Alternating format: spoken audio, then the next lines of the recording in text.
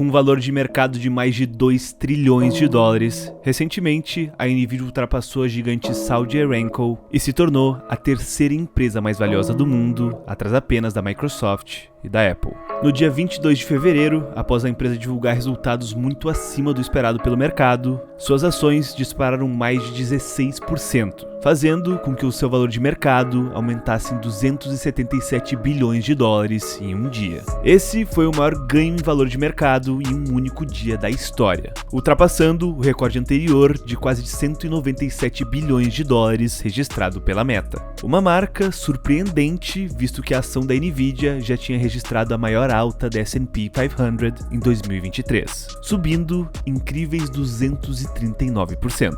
O curioso é que até meados de 2023, a Nvidia estava quase totalmente fora do radar da maioria dos investidores. Até que veio o ChatGPT e as coisas mudaram completamente. Em maio de 2023, quando foi revelado que o ChatGPT tinha sido treinado em um supercomputador da Nvidia, as ações da empresa começaram a disparar e desde então não pararam mais de subir. Além disso, Jensen Huang, fundador e CEO da empresa, também informou aos investidores que a Nvidia havia vendido supercomputadores semelhantes a 50 das 100 maiores empresas dos Estados Unidos. Nesse exato momento, existe uma guerra acontecendo no mundo da inteligência artificial, e a Nvidia é a única negociante de armas. No vídeo de hoje, vamos contar a história da Nvidia e explicar o porquê a empresa é tão importante para a inteligência artificial. Mas antes, por favor, não se esqueça, já deixa teu like no vídeo, se inscreve no canal e ativa as notificações. Toda semana, as curiosidades mais interessantes do mundo dos negócios você encontra aqui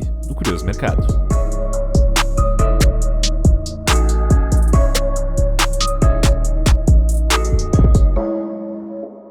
Antes da gente começar, uma palavrinha do nosso patrocinador de hoje.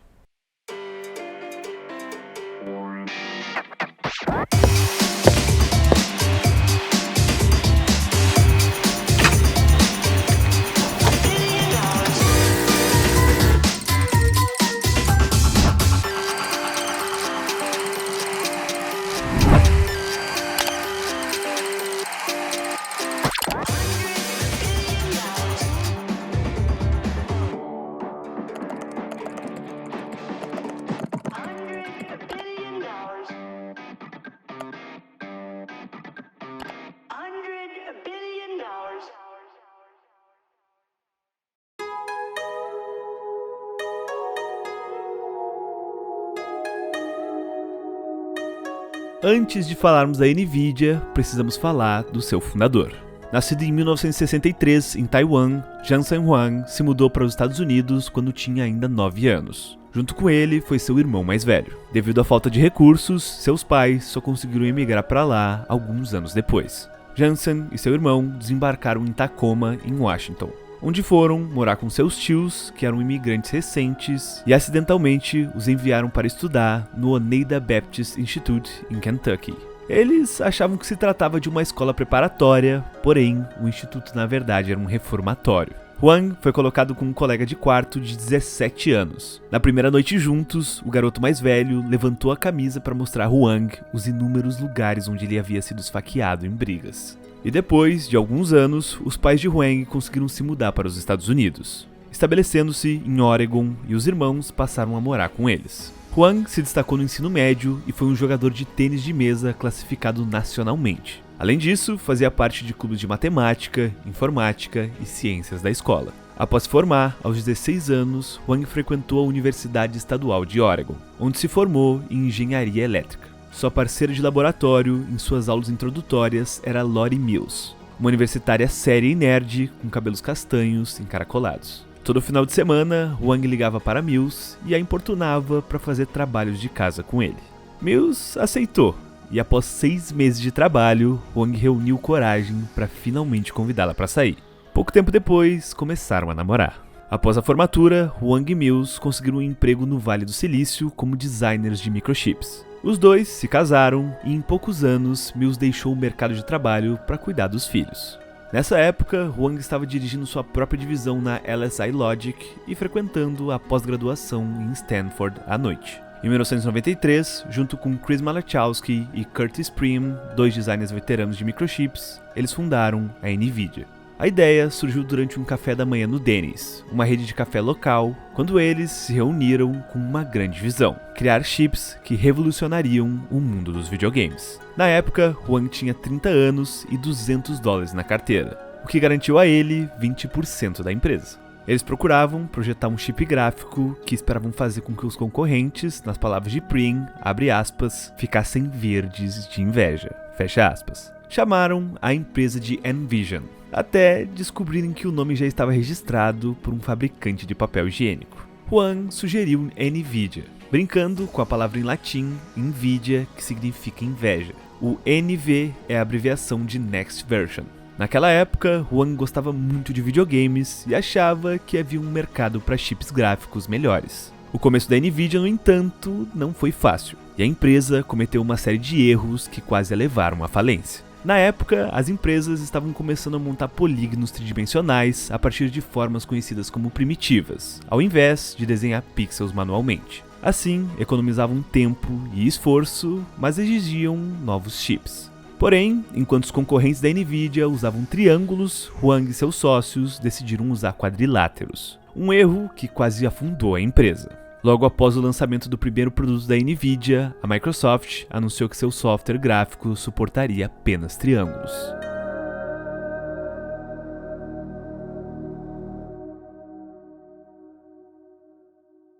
Sem dinheiro, Hwang decidiu que sua única esperança era usar a abordagem convencional de triângulos e tentar superar a concorrência no mercado. Em 1996, ele demitiu mais da metade das 100 pessoas que trabalhavam na NVIDIA, apostando então os fundos restantes da empresa em produção de microchips não testados. Quando o produto, conhecido como Riva 128, chegou às lojas, a NVIDIA tinha dinheiro suficiente para pagar apenas mais um mês de salários. Mas a aposta deu certo, e a NVIDIA vendeu 1 milhão de Rivas em 4 meses. Hwang incentivou seus funcionários a continuar enviando produtos com um senso de desespero. E, por muitos anos, ele iniciava apresentações para sua equipe com as palavras, abre aspas, nossa empresa está a 30 dias de falir, fecha aspas. A frase permanece o lema corporativo não oficial da empresa. Em 1999, pouco tempo depois de abrir capital, a empresa lançou uma placa de vídeo chamada GeForce, que Dan Vivoli, chefe de marketing da empresa, chamou de Unidade de Processamento Gráfico, ou GPU. Ao contrário das CPUs, de propósito geral, a GPU divide tarefas matemáticas complexas em pequenos cálculos e os processa todos de uma vez, em um método conhecido como computação paralela. Para ficar mais claro, imagine que uma CPU funcione como um caminhão de entrega, deixando uma encomenda de cada vez, enquanto uma GPU funciona mais como uma frota de motocicletas se espalhando por uma cidade. A linha GeForce foi um sucesso e a sua popularidade foi impulsionada pela série de videogames Quake, que usava computação paralela para renderizar monstros que os jogadores poderiam atacar com lança-granadas. Por vários anos, a empresa ficou conhecida por apenas vender esses chips relacionados à performance dos jogos, até chegar à sua plataforma de supercomputação, o CUDA. O lançamento do CUDA, uma interface de programação de uso geral para GPUs da NVIDIA, abriu a porta para casos de uso muito além dos jogos. Entre eles, dinâmica molecular, processamento sísmico, reconstrução de tomografia computadorizada, processamento de imagens e mais um monte de coisas diferentes. Com isso, pesquisadores de diversas universidades perceberam que ao comprar um GeForce, você tem praticamente um supercomputador pessoal.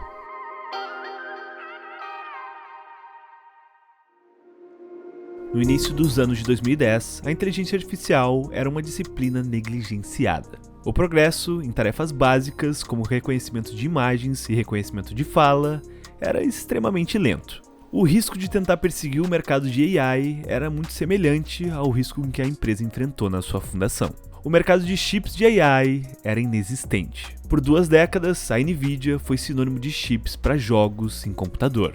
Deveria a empresa permanecer no seu caminho ou apostar em um futuro num mercado que não estava comprovado, mas que muitos consideravam ter um enorme potencial? A NVIDIA tomou uma decisão crucial que mudaria não apenas a sua própria trajetória, mas toda a indústria de tecnologia. Eles se comprometeram com a computação de AI. E então, a reviravolta no mundo da inteligência artificial aconteceu em 2012. Existia uma competição acadêmica chamada AlexNet. da qual pesquisadores produziam algoritmos que eram então rodados contra uma série de imagens com o intuito de identificar o que estava nelas. Por exemplo, se a imagem era de um cachorro, o computador precisava dizer que era um cachorro e não um gato. Normalmente, os algoritmos vencedores acertavam 75% das imagens. Naquele ano, o algoritmo vencedor do time da Universidade de Toronto acertou 85% dos casos. Mas como eles fizeram isso? Fazendo o computador aprender. E como ele aprendeu? Utilizando redes neurais. Um conceito de inteligência artificial que organiza o computador como se fosse um cérebro de um mamífero. Ou seja, com vários neurônios que fazem cálculos simples e transmitem isso um para os outros. Esta arquitetura não foi inventada por eles. Ela já existia na teoria. O que não existia era o poder computacional para fazer esses cálculos. O time vencedor criou um algoritmo utilizando o CUDA e as GPUs da NVIDIA. Logo depois, um cientista da NVIDIA, junto de pesquisadores de Stanford e do Google, publicaram um paper sobre redes neurais, mostrando como é possível fazer computação de altíssima performance, mais rápida e gastando menos energia. Esse era o início dos modelos de inteligência artificial. Até então, sempre houve dois fatores que impediam a AI de decolar: a quantia de dados necessários para treinar os algoritmos e o acesso à potência computacional pura e barata. A internet resolveu o primeiro problema. De repente, pilhas praticamente ilimitadas de dados estavam ao alcance de todos pela internet. E agora, a NVIDIA havia resolvido o segundo problema. A partir desse momento, a empresa passou a investir pesado em inteligência artificial.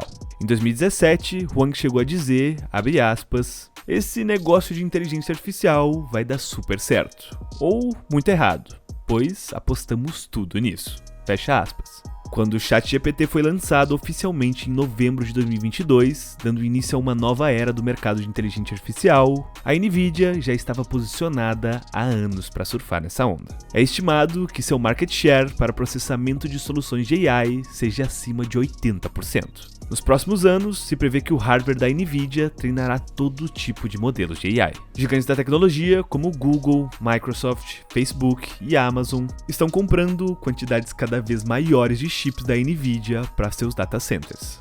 Instituições como o Massachusetts General Hospital estão utilizando os chips da NVIDIA para detectar anomalias em imagens médicas, como tomografias computadorizadas. A Tesla anunciou recentemente que instalaria GPUs NVIDIA em todos os seus carros para permitir a direção autônoma. E para você ter uma ideia, a margem de lucro bruto dos equipamentos da NVIDIA se aproxima de 70%.